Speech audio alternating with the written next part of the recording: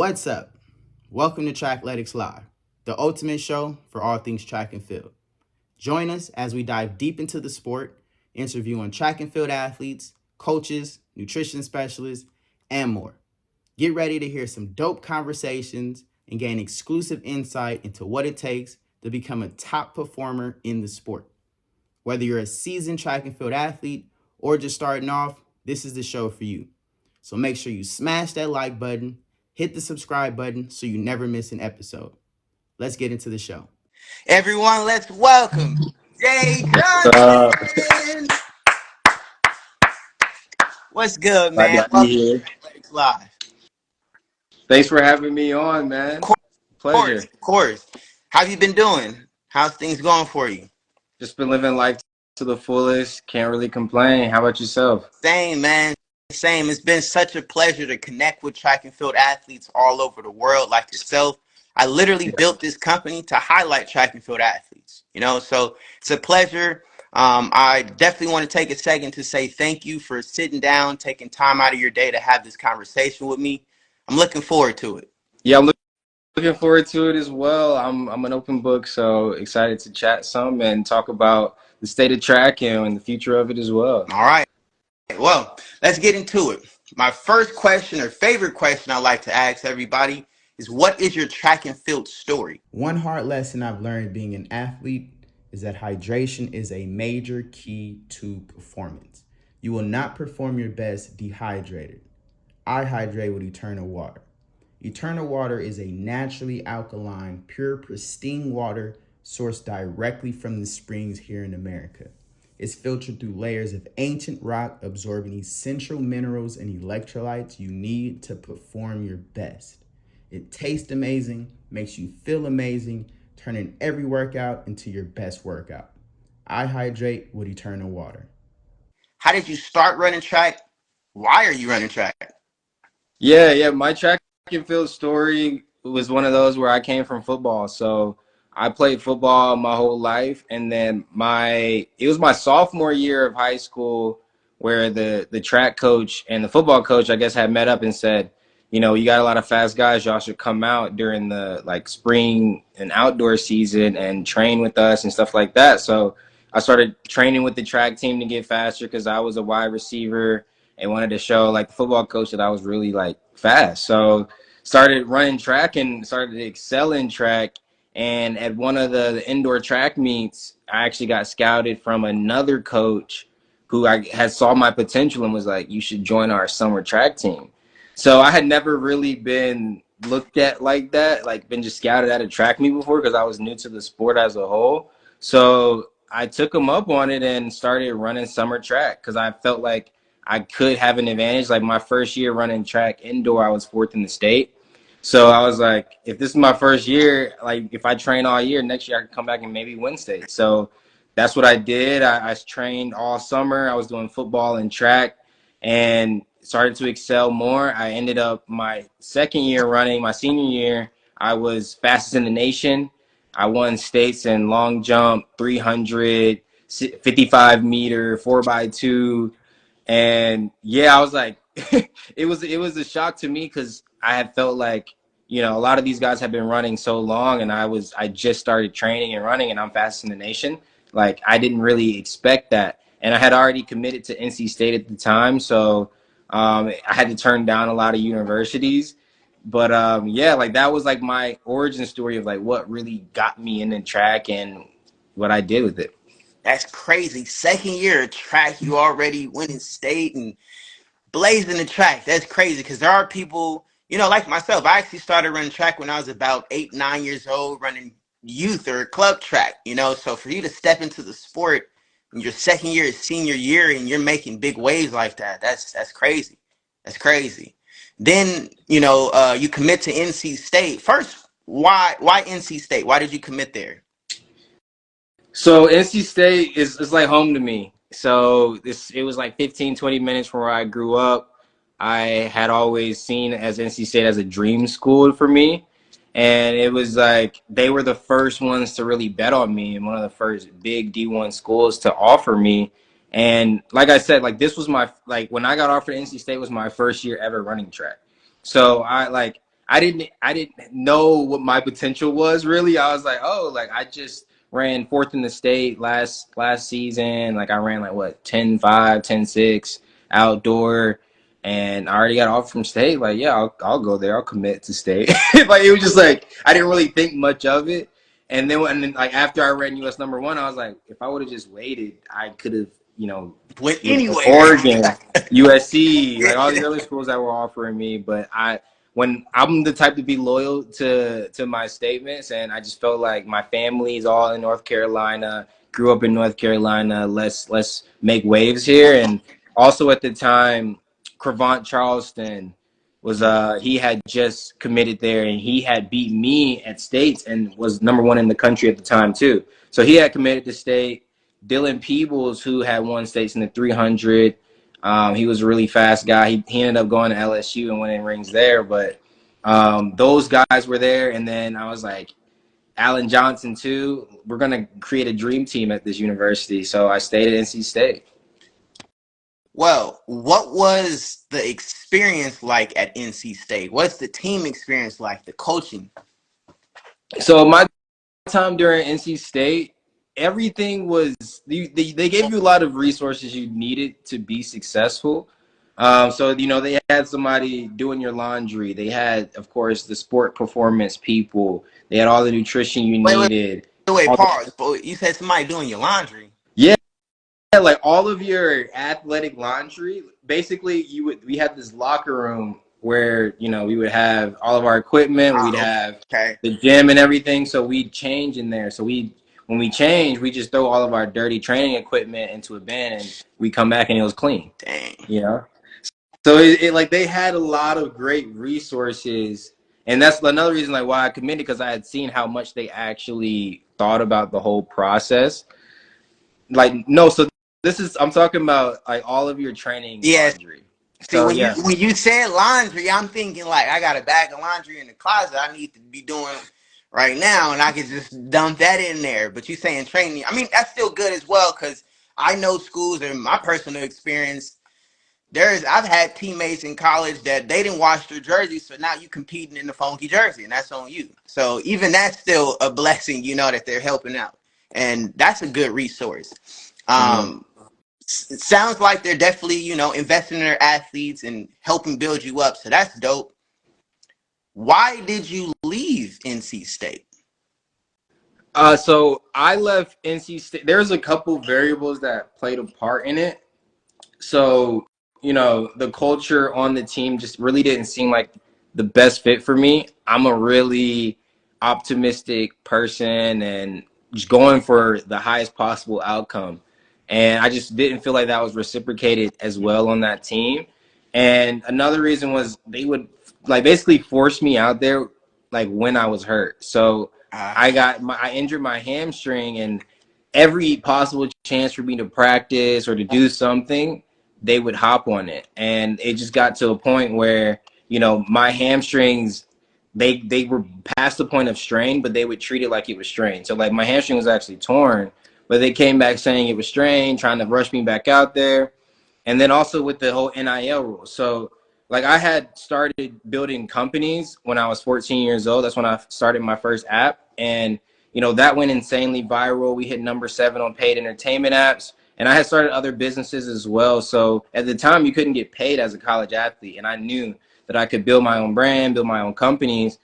And I just felt like I couldn't reach my maximum potential at state. So I stayed as a student there, but I stopped running so I could then focus in on my own, brand and my own business. I just feel like if I'm over here training every single day just to build up this school that as soon as I graduate, all those accolades are going towards the school. What happened for me? Like, what are the things that I built for myself? And they literally at the time you couldn't build anything for yourself. So I'm like, why am I wasting my prime time doing this? Right. So those things all played a role into it. And I ended up stopped running for state right before COVID hit. oof. COVID was crazy. That literally shifted the whole track and field sport. COVID still has track and field in the chokehold. These super seniors competing against these super young athletes. Um, I was talking to one of my close friends. He's actually a coach for high school, and the athletes that were there before COVID versus the athletes that came in after COVID, completely different mindset, completely different. Just COVID completely shook everything and changed it up, you Mm. know? So, how did COVID affect your track and field career? Yeah, it affected mine a bit different because I wasn't a part of an actual team. So I was doing my own training, anyways, leading up to COVID. So, my COVID journey was, making a lot of key track and field content, training, and then building my own business. So that was like all of my like COVID era was. And, since I had just finished training with Alan Johnson, former world record holder, gold medalist, I had a lot of gems that I could drop for people. And I was in a special situation where I'm basically just stopped running being a college athlete, and I'm giving all this sauce away of everything I learned. And nobody was doing that at the time. So I was seeing a lot of growth on social media during COVID. So I doubled down on that. And I feel like it was like the perfect time for something like that because everybody's on their phone during COVID. They can't go anywhere. So it was like really worked out for me and helped grow my brand to what it is now. Yeah, I can definitely see that. That's around the time that I caught one of you building some of your businesses, unique content, going viral and stuff like that. Um, how do you feel like that's affected you now? Because you're in a completely different world now, completely different atmosphere with what you're doing with your life. How do you feel like that affected you? It affected me a lot because it provided a lot of great opportunities. So, through my like social media accolades and whatnot, 2021, I got an opportunity in San Francisco to work with a tech startup doing their social media and their marketing and stuff. So I ended up going out to Silicon Valley, staying in a penthouse after, literally just ending my running at NC State. Like people were talking like, "Oh, you're crazy! Like you're on full scholarship. You were just fastest in the nation. You have all these things on your side. Like why are you stop running at State?" And because I seen this coming, right? So when I moved to Silicon Valley and I was able to be head of growth, it was a company they had raised around $1 million at the time.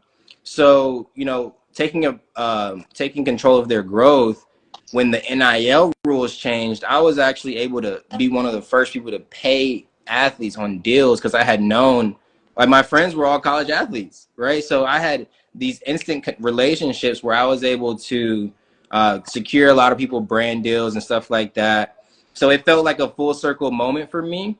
And I just think that like having that growth during COVID allowed me to really just like tune into myself and tune into, what I want to create out of track. And then when the NIL rules changed, I was like, I'm probably going to go back to school, and utilize all the things that I've learned and see what I can do within NIL. Yeah, true. So that's how we got to this past season where you were competing, right? Yep, exactly. Got you. Okay. Well then, how did you choose? What made you choose that school specifically? Because again, you had the Yeah. accolades. You have the times. What made you choose that school? So it was some things that happened at State as well. So like I mentioned, I was hurt, but they would keep pushing me out there. So there was our first outdoor meet where it was like rainy in South Carolina, and I had messed up my knee earlier during that meet, but I was still running the 100. And I think I ran like 11 flat or something like that.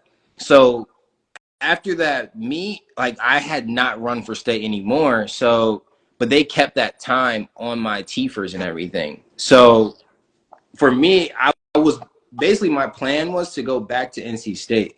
So I had talked to the sprint coach, which was still Alan Johnson at the time, and he was all for me being back on the team. He had told me he has never seen people like run, like he had never seen people run as fast as me before. Like he had been really surprised on how I was running 6.74 and on my first meet there and stuff like that. So he was with it, but the head coach wasn't going for it basically, and kind of egged it on. And it got to the point where it was probably like 3 or 4 months until fall semester was going to start. And State coach was just like, yeah, there's no room for you. So I had to make my move quick. I started messaging all the other schools in Raleigh and the surrounding areas. St. Aug got back to me, and I take a tour there, and I find out Batman's the coach. Terrell Robinson is going there as well. So I was like, this is meant to be, you know. So no questions asked, just was like, let's do it, and the rest is history. That's dope. Now, what was that experience like? Like you said, Batman is the coach, right? I mean, man, I remember watching him when I was in high school. So, like, Yeah. what was that experience like? Having him as your coach, this new team environment.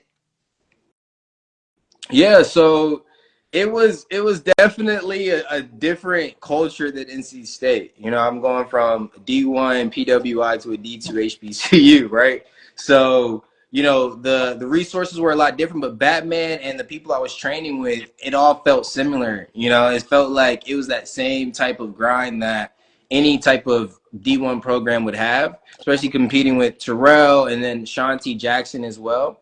And as you know, Shanti, she was tearing up that whole entire season. Yeah. So to be around that greatness every day was really like pushed me towards, you know, my own greatness and seeing what I could achieve in practice.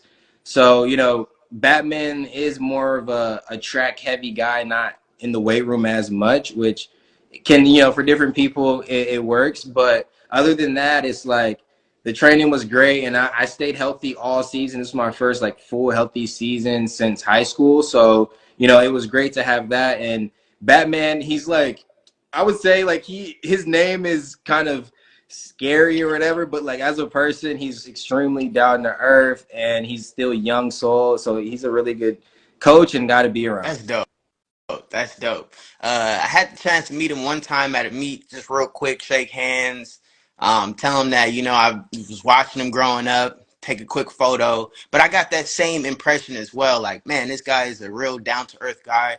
Like, I also met Maurice Green. He was just walking around at the track. And I'm like, bro, what? That's Maurice Green. Yeah. But you would expect these guys to just be big headed and cocky and, you know, it's their way or the highway type thing. And they're really down to earth. They're really invested in the sport and helping build athletes like yourself. So that's dope to hear.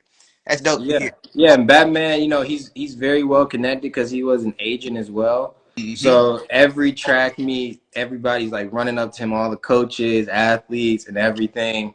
I remember at Penn Relays, he like introduced us to Carl Lewis, so I had a great talk with Carl Lewis. That's dope. And yeah, Batman, I really enjoyed having him as a coach, and I think me going to St. Aug was definitely divine. Yeah, that's dope.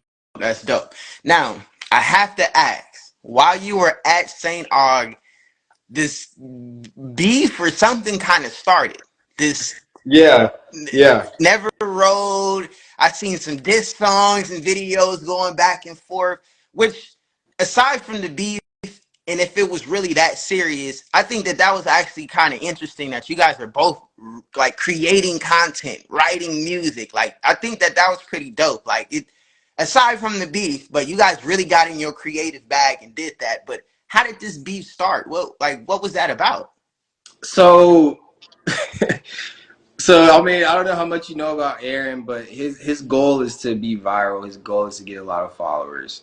So I seen he had this basically like 2 years ago, I think. I seen him make a video about Boston University's players and about basically how they're rolled and they're slow and all this stuff. And I had never seen this guy before, so I'm like looking at him like, who is this guy talking about? Like, because I had known the Boston people. So I had looked up his times and everything, and I'm like, this guy's not even that fast to really be talking down on people. Like, who are you? You shouldn't be doing that. So I don't know, I think I had commented, yeah, I commented like, yo, like, you're not that fast. Then he started making videos about me saying like, oh, like, you only ran 10.7 like this last season or whatever, yada, yada. And I was like, that's still faster than you. My 60 times are faster than yours. Like, you were running 22 coming out of high school. Like, you're really not him. And I just like laid it to him straight like that. And then went it off making like 15 to 20 videos, like back to back, you know, all these things about me. So I didn't really make any content because I knew he wanted some of my followers. Like, he saw I had 500,000 and he's just like, yeah, like, he's going to make videos back. And I wasn't going for it. But I made a song because I have this passion for music. So I was like, I know if I make a song, he's gonna make videos about that. So like I want to get my music out there, and people aren't just gonna regularly listen to my thing. But if I make it into this beef or whatever, because people keep commenting stuff about it and all these things. So let me drop a song. So I drop my song, then he drops a diss song back, and his goes a bit more viral, and that's when the like people from like everywhere starts talking about it, and it becomes a trend. And then we start going on live, talking back and forth. So I mean, it was at first it was like it wasn't like anything wasn't planned. Like you know what I'm saying? Like we were just going back and forth on social media, and things just took one thing to another. And I think that's what this sport honestly needs is more like competitive things like that, where people aren't gonna always like each other, and there needs to be that competitive edge. And you know, on social media, people like beef. You know, like that's just what people feed into it. So I think it did great for how people like saw track, because people were in the comments like, "Yo, I play basketball, I play football, but this is so funny, yada yada." So I think we brought some eyes to track, which is dope. But yeah.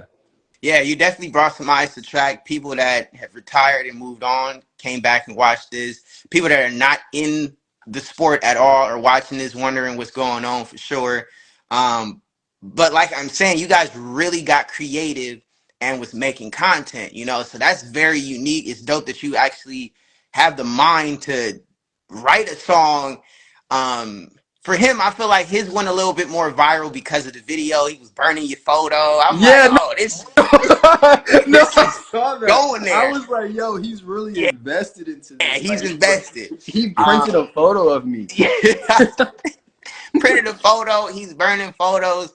I'm like, dang, this is serious. But one thing that I do, you know, want to acknowledge is it didn't get too serious where you guys met up at a track meeting, you're trying to fight or anything like that. Like it didn't have to go too far. In sports, it is a competition. When we step on the track, it's smoke. I don't care who lining up next to me. It could be you, your mama, your daddy, your auntie, your nephew, who else. It don't matter. They gonna get it. Yeah, That's how it should be. So for y'all going at each other like that, it's pretty cool to see that it didn't turn into something that, you know, y'all trying to fight and make it so much more than it was. It was just going back and forth about track. You slow, no, you slow, I'm faster than you. And that's what the sport is about. That's why these other sports are so much bigger than track. You turn on ESPN, that's all they talking about. Shannon Sharp and Skip was sitting there, you know, talking about this and that, going back and forth about the stats. No, he's better than them. And then it starts to get, you know, real heated. And that's what the sports is. It's competition. You got a favorite yeah, runner, somebody else has a favorite runner.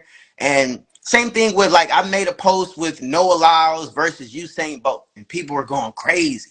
How could you put Noah Lyles up against Usain Bolt? But if you really think about it, Noah Lyles is one of the top dogs in the sport right now, right? yeah, Usain Bolt was the top dog in the sport when he was running. This is an Olympic year. Noah Lyles is going to make it. Usain Bolt, if he was still running, he would make it. They would literally race. I didn't pull up a 15-year-old from high school and compare him to Usain Bolt and say who gonna win. No, these are two Olympians, two dudes that are top dogs in the sport that would race if they were in the same era. And people are going crazy. How could you do this? How could you compare him to the GOAT? Noah Lyles is trying to go after his time. So it don't matter. It don't matter who you are. If you step on the track, you're supposed to run like this is my race. I got this. yeah, So that's one thing I gotta commend you both about stepping on the track. Like, nah, bro, I'm gonna smoke you. Like, you finna get this yeah. work. You know? I'm still trying to race him. So Yeah. whenever we trying to line it up, I'm ready. I mean, I know y'all you got close to racing. Was this was it at Mount Sac? And I think he ended up like pulling out a race or something. I know you guys were in the same heat or something, and he like pulled out because he was injured. And I know at one point, before you started racing, he was talking smoke trying to get there, but you guys haven't got the chance to race yet. So Yeah, yeah. That'll do insane numbers. So we're trying to set it up. I'm trying to set it up. I don't know what he's on, but yeah, I'm not gonna let all that slide and not race him. That's just the type of guy I am. I You know. respect it. Definitely got to line up on the track. and see who is road. But moving on, you started track and field so long ago, right? You've done so much in the sport, just in life, with building apps and connecting with athletes and getting them NIL deals and stuff. What has kept you motivated to even compete in this sport, to continue to train, to continue to be in track and field? Because we don't even get no love here. So what's kept you motivated this whole time? You know, how I see it is, I just feel blessed to have this speed.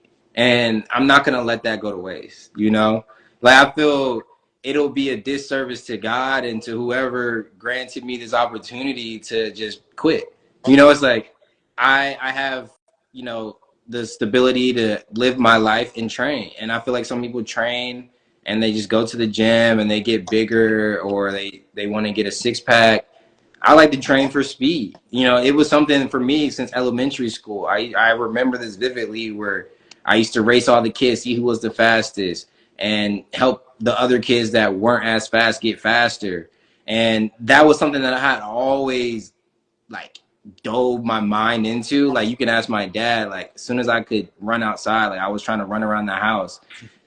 So for me, becoming the fastest in the nation just shows me, okay, across the whole nation and basically the globe, like, I'm one of the fastest people on this planet. So if I just keep working on it, keep iterating, I can become the fastest person, right? So that was always something that I've been going for. And I think being at that level, you're allowed to, have a certain influence. People listen to you a certain way. When Usain Bolt says something about something, people are going to listen to what he says because he's been able to show, like, his work ethic and how fast he truly is. And I want to reach those limits and do whatever's possible to reach my highest possible outcome. And I just think, utilizing a sport is a vehicle, to build a brand, to build big empires, and utilizing my intellect and tech and business and things of that nature combined with being an athlete will allow me to have the utmost abundance and spread that across and grow the sport even more, right? And make sure our athletes are paid even higher because I've built up my own brand and capital to pay more people, right? I think it can become within the actual culture instead of always having a handout for Nike or Adidas pay us more, Under Armour's pay us more. I believe we can build up our own thing, and that's what I'm in the process of doing while, of course, building my speed along with it. I completely agree with you, bro. Completely. That's actually why I built my platform. I felt like we can build something. The people that are in the sport, the people that are passionate about it, the people that are competing, the people that are out there really putting their life on the line, blacking out on the track at these practices. I feel like we have it. Like, we can do this. We don't have to continue to look to these big brands. We can create something. Somebody can beat a Jordan in the sport, and we rocking your gear, your shoes. Like, why didn't you say Or both have socks. their own line? So I completely agree with you on that, for sure. So I definitely respect how you're going about it. Keep going. You're headed towards something for sure. Yep. Yep. But So we got the speed socks. mhm, So it's part of the movement. I respect it. I respect it. But speaking of speed, speaking of training for speed, what is your favorite track and field workout for speed? Block days. Block days where you just go, 10, 30, 60, and just simple block days. I love a good block day, especially with good competition. My favorite. Yeah, those block days do turn into competition. Last season, I had a teammate at practice. When it's block days, he don't talk to nobody. It's this this damn near the track meet. Like, we enemies, bro. Don't say what's up to me. Then soon as it's all over, he's all laughing, giggles, and smiles and friendly. But he's serious when it comes to block work. You about to get this work. Like, I'm not playing out here. Yeah. So I definitely respect that. You mentioned something about weightlifting before. Are you big on lifting weights? What's one of your favorite weightlifting exercises? Yeah, I think weights are, necessary for explosiveness and power. So my favorite, my go-to is usually power clean or box step ups. Hmm. Definitely some power there, and then power clean, box step ups, get you in the perfect positions that you're going to be executing while you're running. So, okay, I see you there. Now, let's say we just did a speed workout, we just did our favorite weightlifting exercises, and practice is over. What are we refueling with after practice?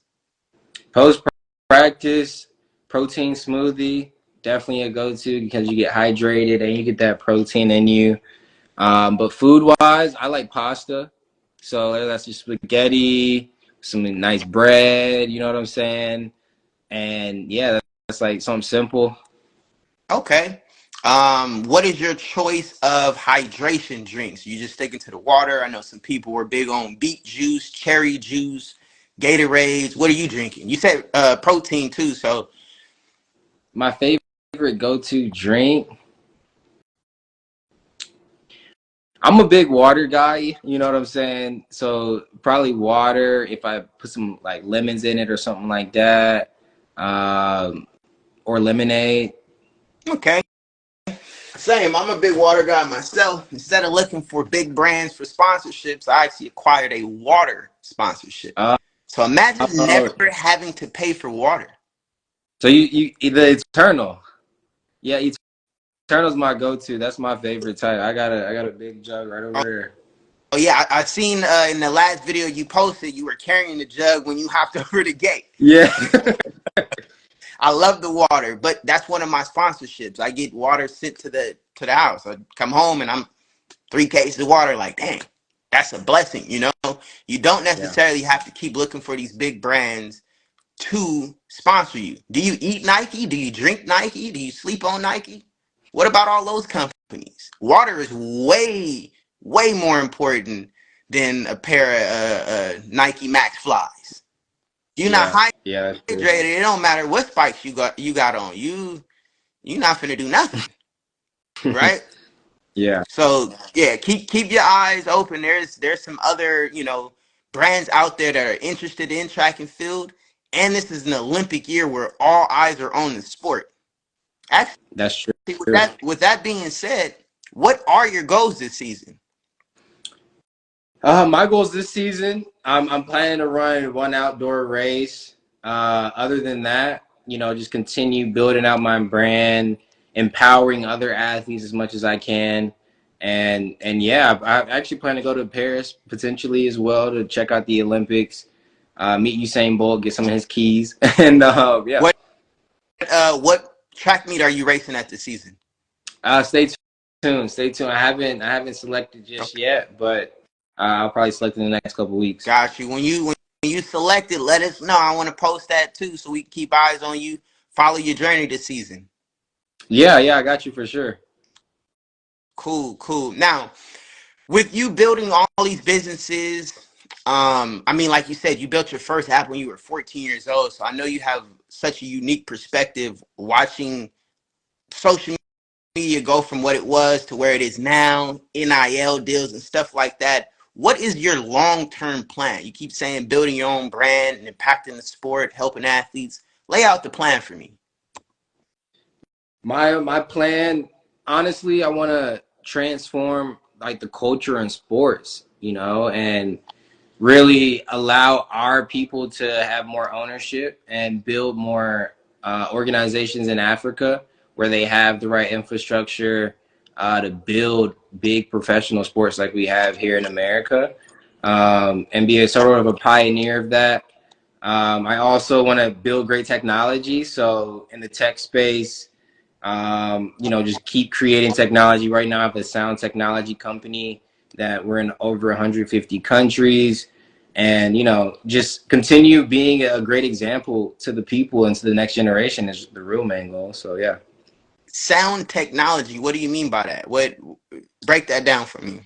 Yeah, so it deals with hertz frequencies, Okay. and we basically have this binaural beat customizer where you can select different frequencies for each ear that will put you in certain brainwave states, whether you want to be relaxed or focused or, you know, intuitive and things like that. You can shift your brainwave state with these frequencies. So you use headphones and you basically select the frequencies you want to play, and then it'll shift your brainwave state. And we have, you know, various different sounds and frequencies on there, and also research that, you know, is backed by some of the Ivy League schools, and people can basically discover, listen, and learn. And yeah, it's a global app. How did you discover sound technology and these frequencies, and why are you even into that?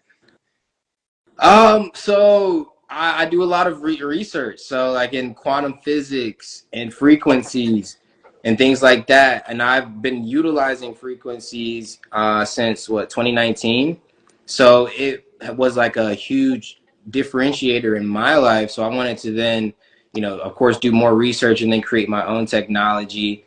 But honestly, I've had like a light company where it dealt with frequencies as well. And that really helped me dive more into like, wow, like specific frequencies can actually change a lot of different things. Like, you know, with the light technology we were creating, the 222 nanometer was this frequency we were using, was the non-harmful frequency. But if you go to 230 or 240, that could actually harm people and cause cancer. So it's like, they had these frequencies, things that you can't even see, and they just have minor differences, have huge effects. So looking into things like that and seeing like this world is honestly more unseen than seen, will allow us to create better technologies like the one that I'm creating, because it's allowing people to not always rely on pharmaceuticals, and they can tap into frequencies. It's crazy. I think that went over a lot of people's head right there. That's that's deep. You into something deep for sure.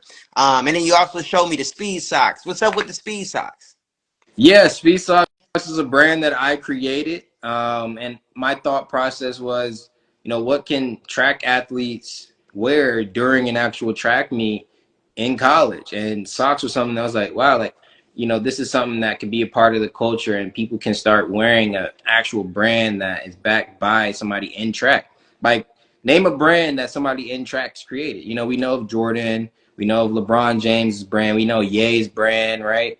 But who's a track athlete that's created a brand that the other track athletes are repping? Because that's what it's about. You know, it's about that ecosystem of money cycling into the community. I feel like we have a lot of money coming out of the community and not being, you know, recycled in the community. So that's when the speed socks were created. I just believe that it's something that, of course, everybody wears socks, but this is the socks specifically for the sprinters and speedsters. So yeah. That's dope. That's dope. I mean, we keep saying that there is no brand created by athletes that we can support. Um, and I'm on the side with you, but I also I see the other side, right? Like, for example, if you're a Christian Coleman, if you're a Noah Lyles, if you're a Sydney, um, you almost don't want to create your own brand because you're taking too much of a risk when you can just go ahead and get that big check. You know what I'm saying? But with you starting at 14 years old, gaining so much experience along the journey, having the following, you're almost in the perfect position for that risk because there's such a high reward. I feel like if Christian Coleman was to say from the jump, I'm gonna start my own brand, I feel like people would support it.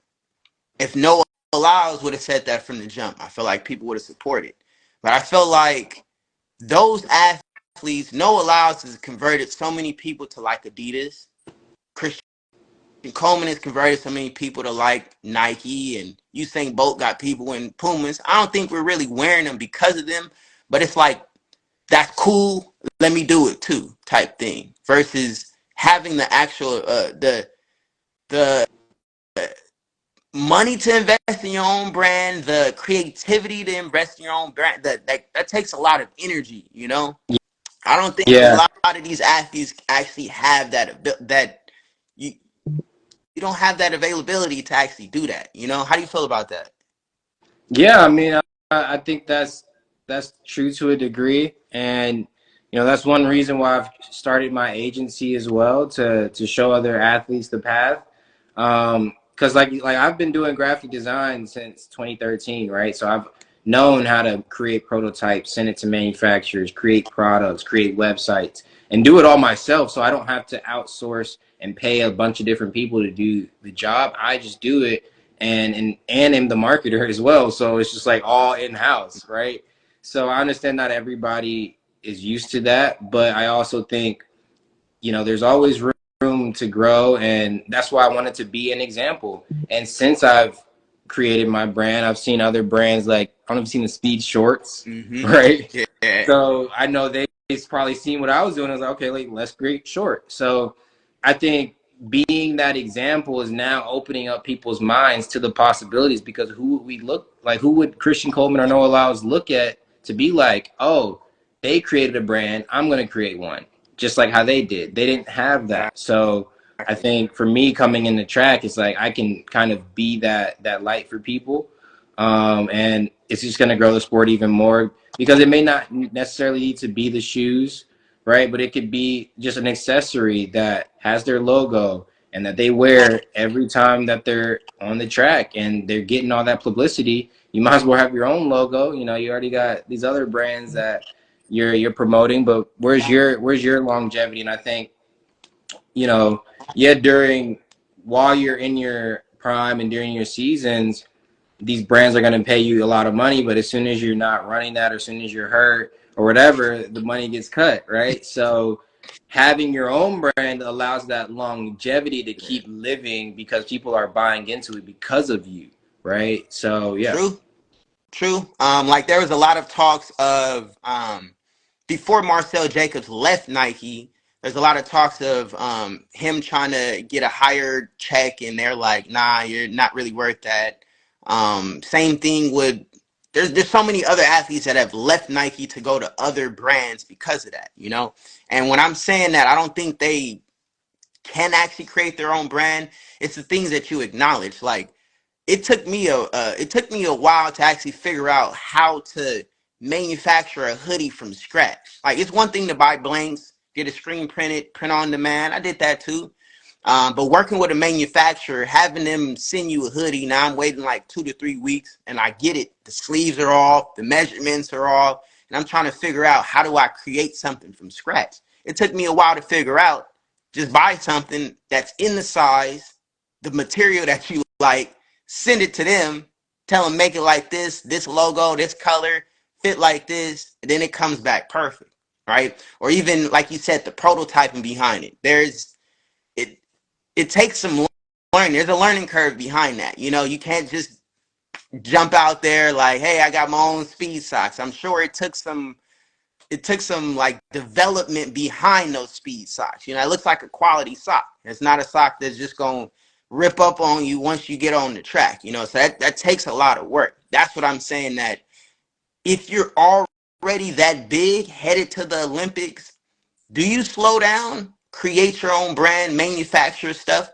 Because yes, in the long run, that'll help you out. But why not get that check right now?